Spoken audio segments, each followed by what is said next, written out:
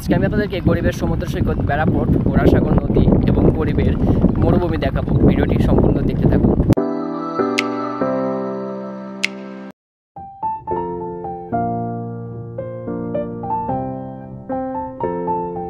বেড়াপোর্ট এটি পাবনা জেলার বেড়া উপজেলায় অবস্থিত পুরনো একটি নৌবন্দর।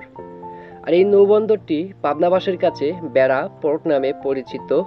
একটা সময় এই নৌবন্দরটি ব্যবহার করেই পাবনাতে নৌপথে বিভিন্ন মালামাল পণ্য সামগ্রী আনা নেওয়া করা হতো।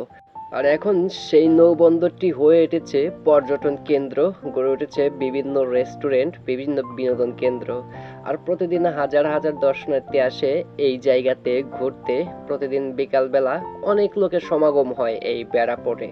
আর এই বেড়াপোর্টকে ঘিরেই তৈরি হয়েছে একটি রেস্টুরেন্ট। আমি সেই রেস্টুরেন্টের ভিতরে যাব এবং সেইখান থেকে কফি খাবো।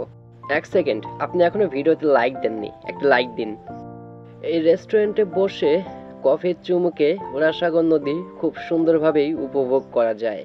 এই বেড়াপোর্টটি ঘোড়াসাগর নদীর তীরে অবস্থিত এবং এই ঘোড়াসাগর নদীটি যমুনা নদীতে গিয়ে মিলিত হয়েছে। আর সেই যমুনা গিয়ে আবার পদ্মাতে মিলিত হয়েছে। এই পোর্টটি পুনরায় ব্যবহারের জন্য 2016 সালে সংস্কার করার কথা থাকলেও পরবর্তীতে তা আর সংস্কার করা হয়নি। বিকেল হলে এই জায়গাটিতে হাজারো মানুষের ঢল নামে, দর্শনার্থী আসে, হাজার হাজার দর্শনার্থী আসে এই জায়গায় ঘুরতে। বিশেষ করে দুই ঈদ এবং পূজাতে বেশি লোক হয়।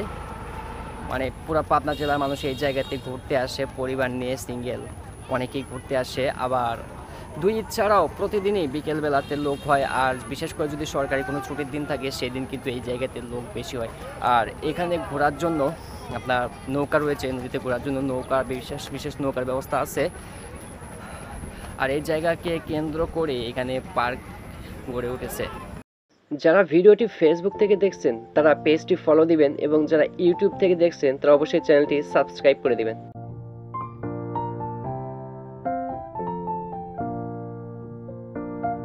এই জায়গাটি এখন পার্ক হিসেবেই পরিচিত।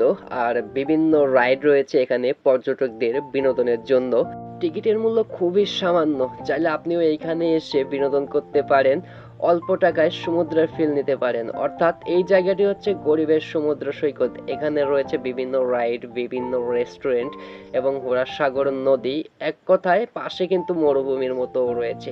এক কথায় আপনি চাইলে এখানে এসে অল্প টাকায় সমুদ্রের ফিল, বিভিন্ন পার্কের ফিল, রেস্টুরেন্টের ফিল, এমনকি মরুভূমির ফিল নিতে পারবেন। এক কথায় এটা হচ্ছে গরিবের সমুদ্র সৈকত হিসেবেই পরিচিত এই বেড়াপোর্ট।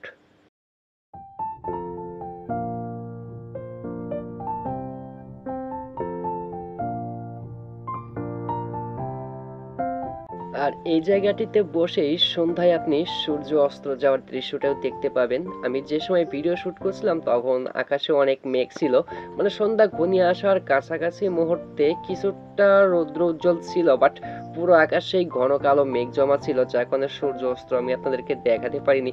চাইলে আপনি এসে এখানে সূর্য অস্ত দেখতে পারেন। এটাই হচ্ছে সেই গরিবের মরুভূমি। আজকের মতো এ পর্যন্তই। দেখা হচ্ছে নতুন কোনো জায়গা, নতুন কোনো ভিডিও নিয়ে। সঙ্গেই থাকুন।